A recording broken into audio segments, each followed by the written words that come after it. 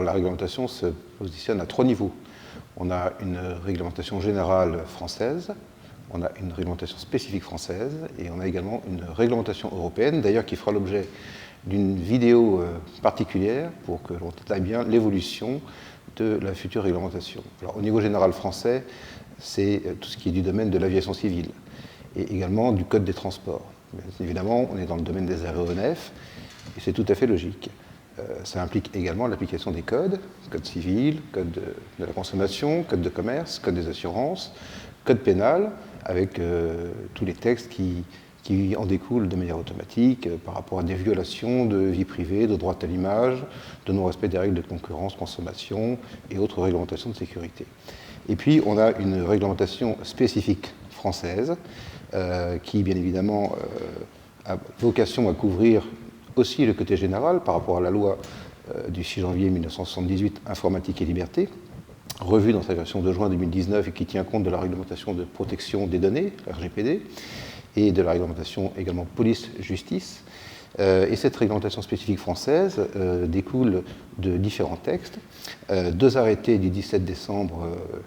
2015 relatifs aux drones et à la réglementation des pilotes, avec une loi du 24 octobre 2016 qui a été complétée par une multitude de décrets et d'arrêtés entre 2018 et 2019.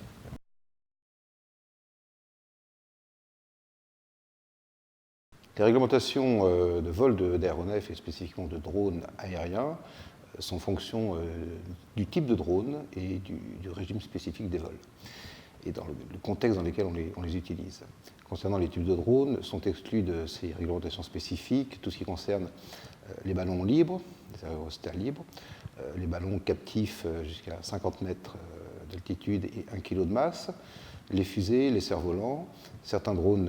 d'État et de missions de service public et bien évidemment les drones du domaine militaire.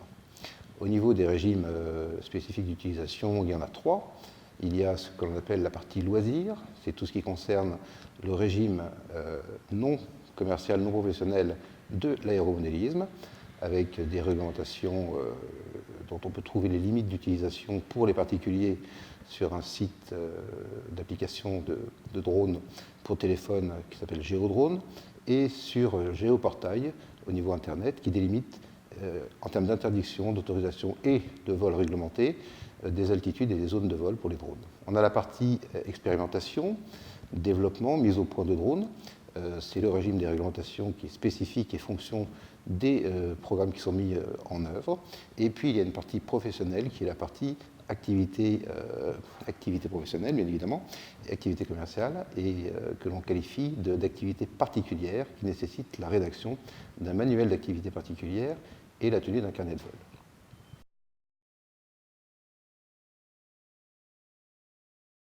Le régime professionnel, c'est-à-dire de l'activité particulière qui nécessite un manuel et un carnet de tenue de vol, il y a différents régimes, il y en a 4, que l'on appelle des scénarios, qui ont l'abréviation S, scénario 1, 2, 3, 4, donc régime S1, S2, S3 et S4. Chaque scénario est soumis à une réglementation. Pour le S1, il n'y a absolument aucune obligation d'autorisation. On est en zone non peuplée, on pilote à vue sur une distance d'altitude de 150 mètres, pour quelque part des drones qui ne dépassent pas 25 kg, et on ne survole jamais les tiers. Pour ce qui concerne le scénario 2, on est hors agglomération, on est dans des situations en zone non peuplée également, avec des zones de vol qui sont en termes de distance 1000 mètres horizontales, 50 mètres d'altitude pour des drones supérieurs à 2 kg, et pour les drones inférieurs à 2 kg, c'est jusqu'à 150 mètres d'altitude. Et puis on a un scénario 3 qui, comme le scénario 2, ce que j'ai oublié de spécifier, est soumis à des déclarations auprès des préfectures, 5 jours en amont jusqu'à 30 jours par rapport au vol qui est prévu, et à des déclarations sur le site Alpha Tango auprès de la DGAC, Direction Générale de l'Aviation Civile. Sur le scénario 3, on est en vol zone peuplée sensible et agglomération, avec une interdiction de survol de tir, bien évidemment, et des distinctions de distance horizontale allant jusqu'à 100 mètres de distance, ce qui est assez limité, mais qui nécessite par ailleurs d'avoir des parachutes et des coupe-circuits pour assurer une sécurité maximale. Et il y a le scénario 4 qui n'est quasiment jamais utilisé par les civils professionnels, mais qui nécessite bien évidemment d'avoir une expérience aéronautique de pilote d'avion, de commandant de bord bien évidemment, et qui est donc extrêmement limité en termes d'utilisation et de restriction, et généralement pour des vols à caractère militaire ou de recherche ou de surveillance, qui sont en zone bien évidemment soit peuplée, soit non peuplée, sur des distances illimitées, et c'est généralement des drones de contrôle, ou ça peut être aussi des drones militaires.